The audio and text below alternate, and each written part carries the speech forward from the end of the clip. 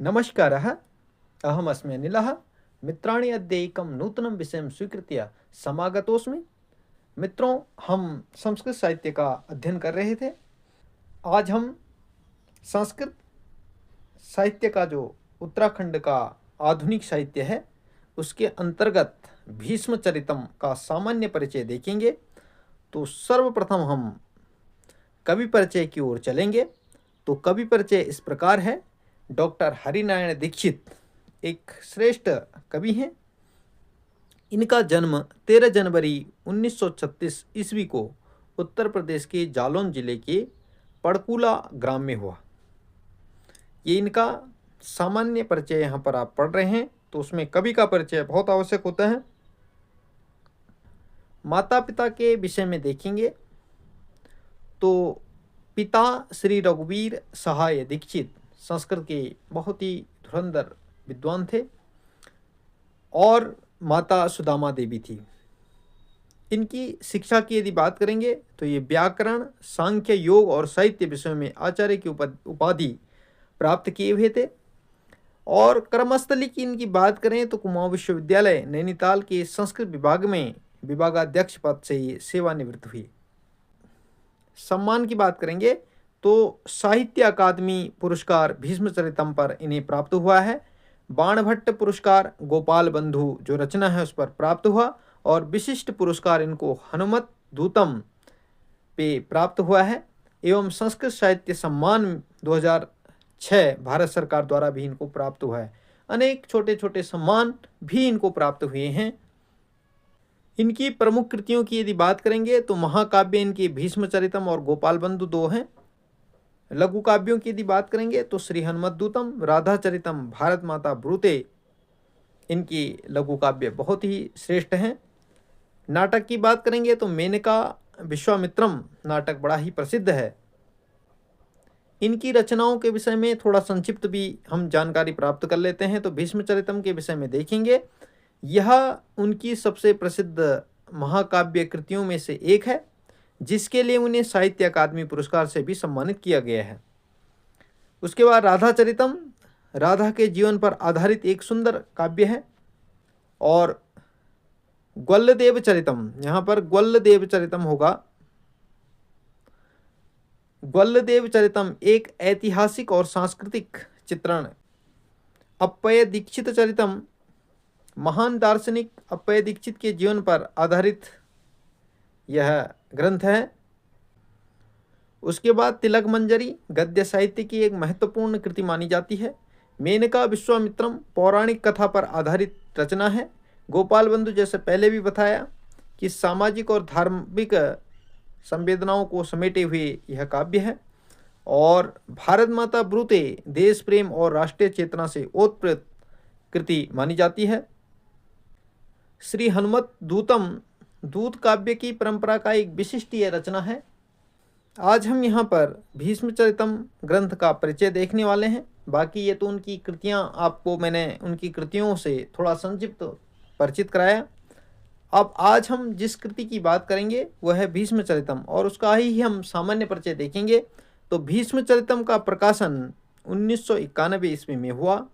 भीष्मचरितम महत्वपूर्ण, इसमें जो प्रश्न हमारी प्रतियोगी परीक्षाओं में बन सकता है तो वह ये बन सकता है कि भीष्मचरिते कति सर्गाः सन्ति, भीष्मचरित में कितने सर्ग हैं।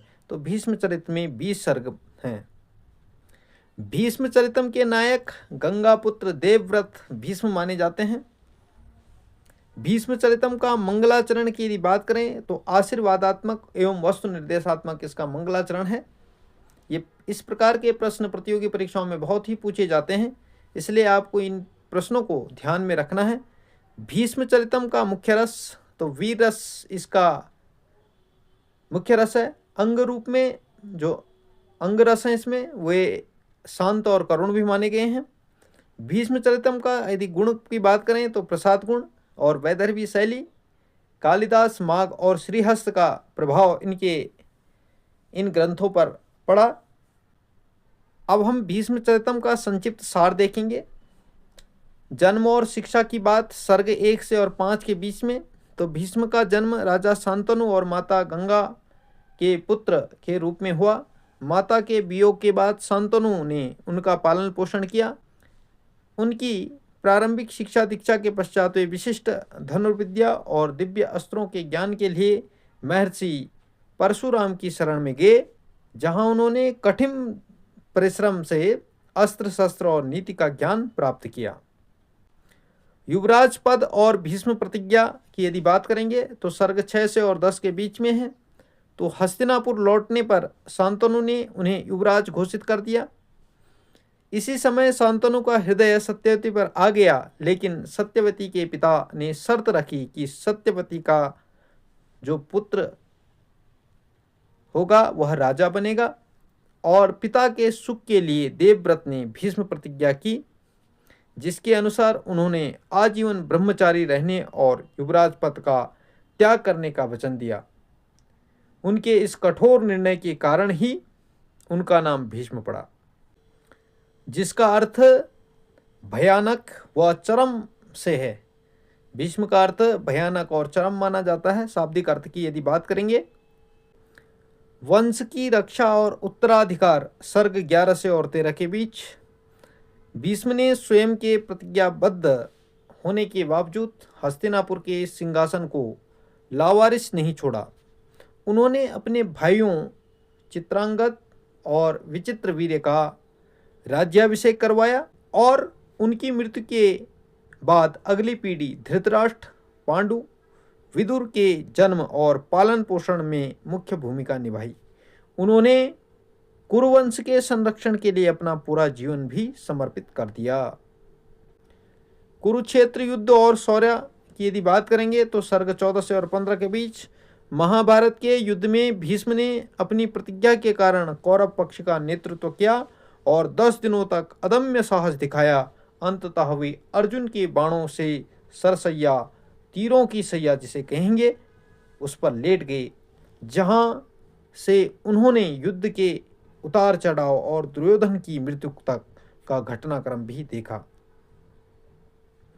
16 से और 20 सर्ग की यदि बात करें तो ज्ञान और उपदेश और महाप्रयाण की इन सर्गों में वर्णन है। सरसैया पर लेटे हुए भीष्म ने युधिष्ठिर और पांडवों के शोक को दूर किया। उन्होंने श्री कृष्ण की उपस्थिति में युधिष्ठिर को राजधर्म, प्रजाधर्म और मोक्ष धर्म का गहन उपदेश दिया, जो शासन और जीवन दर्शन का सार है। सूर्य के उत्तरायण होने पर अंतिम इच्छा और प्रार्थना के साथ उन्होंने देह त्याग किया, अर्थात महाप्रयाण किया। तो निष्कर्ष यह है कि इस ग्रंथ की मुख्य विशेषता चरित्र, त्याग, पितृभक्ति, वीरता और अडिग प्रतिज्ञा का प्रतीक है। यह इसका पूर्ण निष्कर्ष है। भीष्म चरितम सर्गानुसार यदि विस्तृत वर्णन की बात करेंगे तो प्रथम सर्ग में मंगलाचरण, भारतवर्ष का वर्णन, राजा शांतनु के राज्य का वर्णन, राजकुमार के जन्म का वर्णन, गंगा और शांतनु का संवाद, राजकुमार का अपनी माता से वियोग और शांतनु का दुख इस सर्ग में वर्णित है। द्वितीय सर्ग की बात करें तो विधि जिसे भाग्य कहेंगे, भाग्य की प्रबलता का वर्णन, राजकुमार का पालन पोषण, देवव्रत का नामकरण, उनके बचपन की लीलाओं का वर्णन तथा उनकी शिक्षा दीक्षा का वर्णन इस द्वितीय सर्ग में प्राप्त होता है। तृतीय सर्ग की बात करें तो दीक्षांत समारोह का वर्णन, शांतनु द्वारा स्वागत भाषण, शिक्षकों के गौरव का वर्णन, राजकुमार देवव्रत के लिए आचार्य सर्वाचार्य द्वारा दीक्षांत उपदेश और राजकुमार द्वारा ली गई प्रतिज्ञा का वर्णन है। चतुर्थ सर्ग राजकुमार देवव्रत के प्रभाव का वर्णन, आचार्य देवल का महाराज शांतनु के पास आगमन, शांतनु और देवल का संवाद, शांतनु और देवव्रत का संवाद, राजकुमार देवव्रत का विशिष्ट धनुर्विद्या के लिए परशुराम जी की सेवा में जाना, महेंद्र पर्वत का वर्णन और देवव्रत एवं परशुराम जी का मिलन व संवाद इस चतुर्थ सर्ग में वर्णित है। पंचम सर्ग में देवव्रत द्वारा श्री परशुराम की सेवा का वर्णन, परशुराम जी द्वारा विशिष्ट धनुर्विद्या और दिव्य अस्त्रों का अध्यापन, देवव्रत की शिक्षा, परशुराम जी द्वारा नीति उपदेश और देवव्रत का हस्तिनापुर वापस लौटना, इसका वर्णन प्राप्त होता है। षष्ठ सर्ग की बात करें तो महाराज शांतनु के पास गुप्तचर का आना, राजकुमार देवव्रत के आगमन की सूचना, उनके स्वागत की तैयारियों का वर्णन, हस्तिनापुर की शोभा, राजकुमार के आगमन का अभिनंदन, उनकी शोभा यात्रा, उन्हें देखने के लिए स्त्रियों की उत्सुकता, शांतनु और देवव्रत का मिलन, देवव्रत का स्वागत, सभा में आना और शांतनु द्वारा देवव्रत को युवराज पद देने की घोषणा करना, इसका वर्णन षष्ठ सर्ग में प्राप्त होता है। सप्तम सर्ग राजकुमार देवव्रत का युवराज पद पर अभिषेक, पत्नी गंगा की स्मृति में शांतनु का शोक, उस शोक को दूर करने के लिए शांतनु वन विहार करते हैं। वहाँ सुगंध का पीछा करना, सत्यवती के दर्शन, दोनों का आपसी प्रेम, शांतनु द्वारा सत्यवती के पिता के सामने विवाह का प्रस्ताव लेकर जाना, सत्यवती के पिता द्वारा रखी गई विशेष शर्त प्रतिबंध, और जिसे प्रतिबंध कहेंगे, और निराश होकर शांतनु का राजधानी लौटना, इनका वर्णन सप्तम सर्ग में है।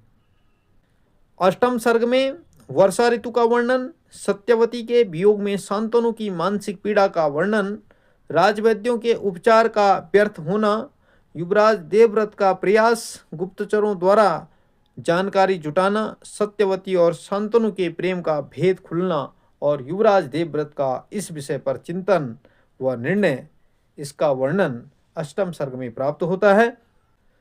नवम सर्ग में शांतनु के विरह में सत्यवती की वेदना, अपने पिता के प्रति सत्यवती का आक्रोश, सत्यवती के पिता दासमुख द्वारा उन्हें समझाना, दोनों का संवाद, वहाँ युवराज देवव्रत का आना, देवव्रत और दासमुख की बातचीत, देवव्रत द्वारा युवराज पद का त्याग, दासमुख सत्यवती के जो पिता हैं का असंतोष, देवव्रत की भीष्म प्रतिज्ञा, उनका भीष्म नाम पढ़ना, दास की संतुष्टि और शांतनु के लिए सत्यवती का कन्यादान, इसका वर्णन नवम सर्ग में प्राप्त होता है।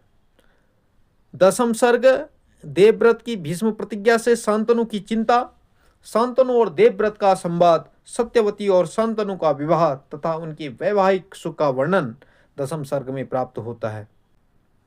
एकादश सर्ग सत्यवती का गर्भवती होना, प्रथम राजकुमार का जन्म, उनका चित्रांगत नामकरण, उनका बचपन और शिक्षा, भीष्म द्वारा उन्हें युवराज पद देना, सत्यवती के दूसरे पुत्र का जन्म, उनका विचित्र वीर्य नामकरण और उनकी शिक्षा का वर्णन इस एकादश सर्ग में प्राप्त होता है। द्वादश सर्ग शांतनु की वृद्धावस्था और जीवन के अंत का वर्णन, शांतनु और भीष्म का संवाद, शांतनु का स्वर्गवास, सत्यवती और भीष्म संवाद, चित्रांगत का राज्य संभालना, चित्रांगत और गंधर्व का युद्ध, चित्रांगत की मृत्यु, विचित्रवीर्य का राज्याभिषेक और काशीराज की पुत्रियों के साथ उनका विवाह द्वादश सर्ग में प्राप्त होता है।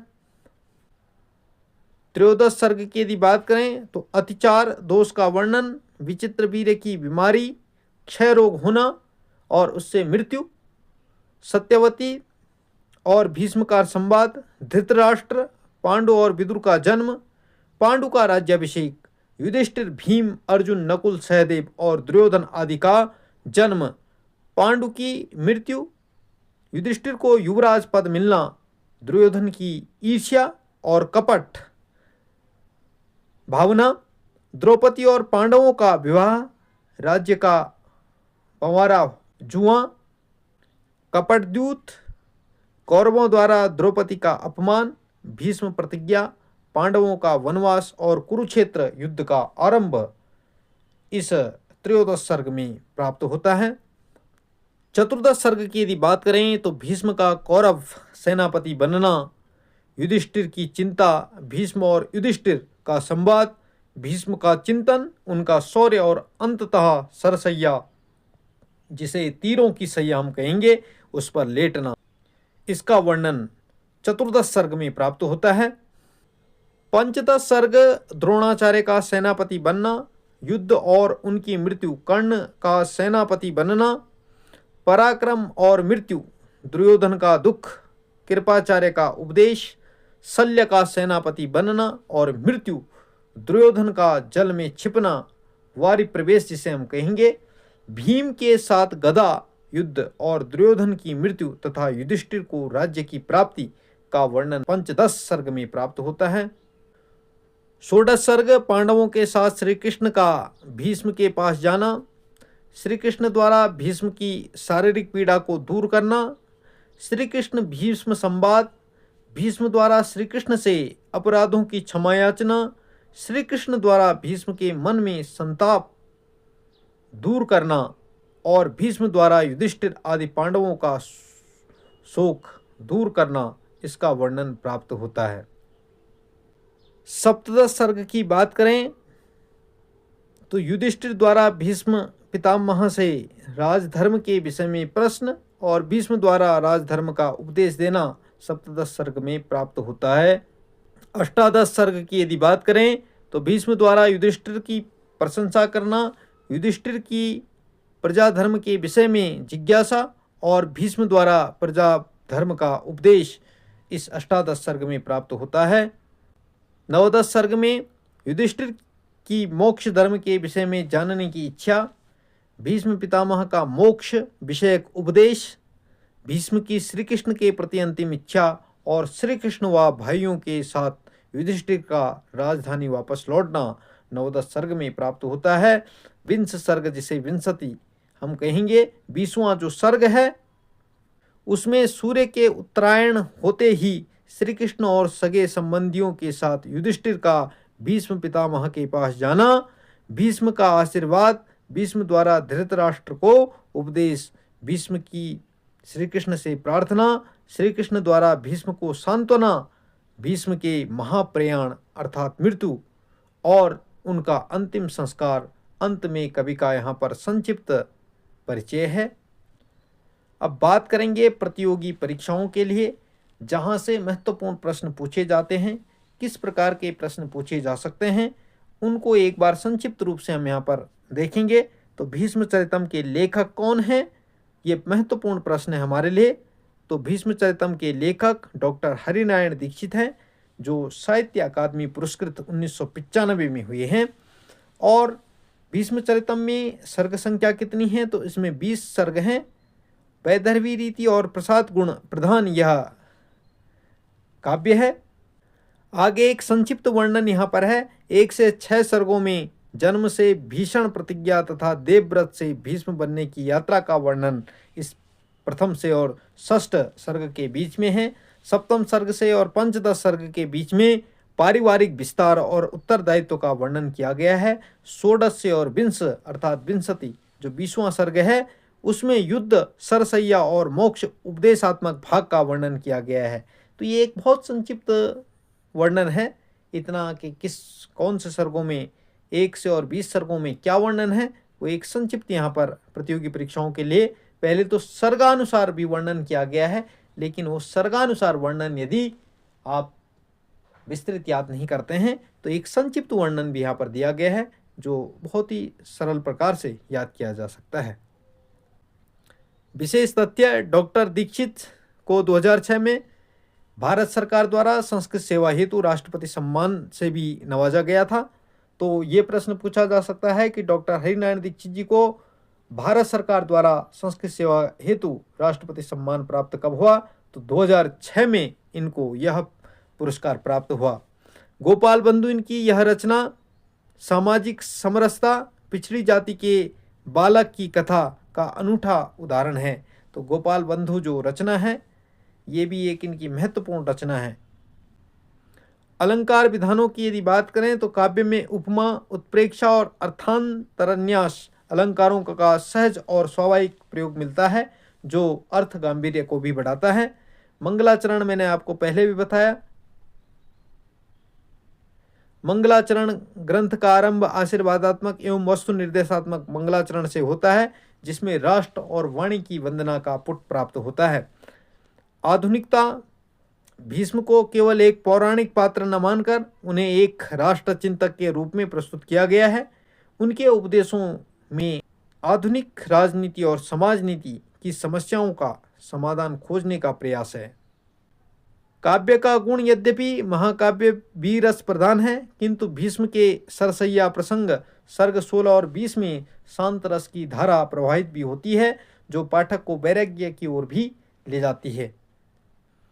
अन्य प्रमुख पात्र काव्य में श्री कृष्ण को योगेश्वर और मार्गदर्शक के रूप में चित्रित किया गया है, जो भीष्म के कष्टों का निवारण करते हैं, उन्हें सांत्वना प्रदान करते हैं।